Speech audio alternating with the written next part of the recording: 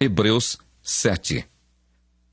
Porque este Melquisedeque, que era rei de Salém e sacerdote do Deus Altíssimo, e que saiu ao encontro de Abraão quando ele regressava da matança dos reis e o abençoou, a quem também Abraão deu o dízimo de tudo, e primeiramente é, por interpretação, rei de justiça, e depois também rei de Salém, que é rei de paz, sem pai, sem mãe, sem genealogia, não tendo princípio de dias nem fim de vida, mas, sendo feito semelhante ao Filho de Deus, permanece sacerdote para sempre.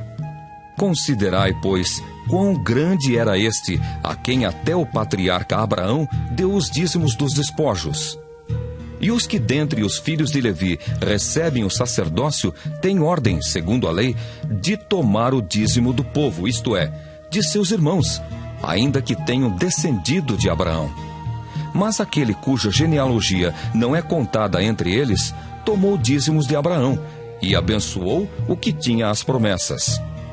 Ora, sem contradição alguma, o menor é abençoado pelo maior. E aqui certamente tomam dízimos homens que morrem. Ali, porém, aquele de quem se testifica que vive. E para assim dizer, por meio de Abraão, até Levi, que recebe dízimos, pagou dízimos. Porque ainda ele estava nos lombos de seu pai, quando Melquisedeque lhe saiu ao encontro.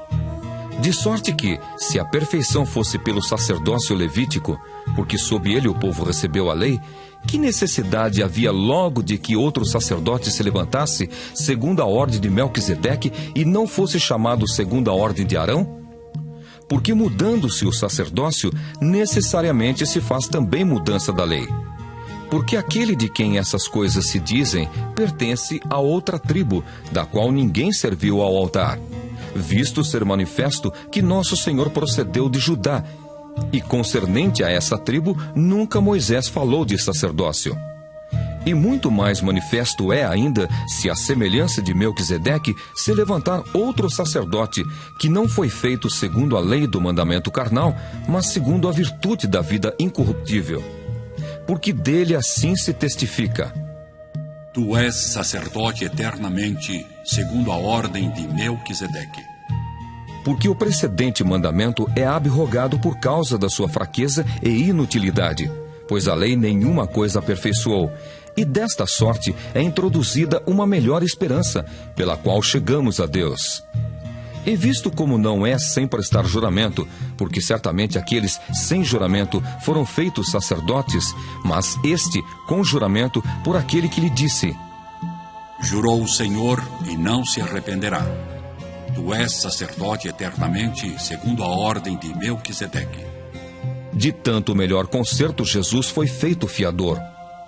E, na verdade, aqueles foram feitos sacerdotes em grande número, porque pela morte foram impedidos de permanecer, mas este, porque permanece eternamente, tem um sacerdócio perpétuo. Portanto, pode também salvar perfeitamente os que por ele se chegam a Deus, vivendo sempre para interceder por eles.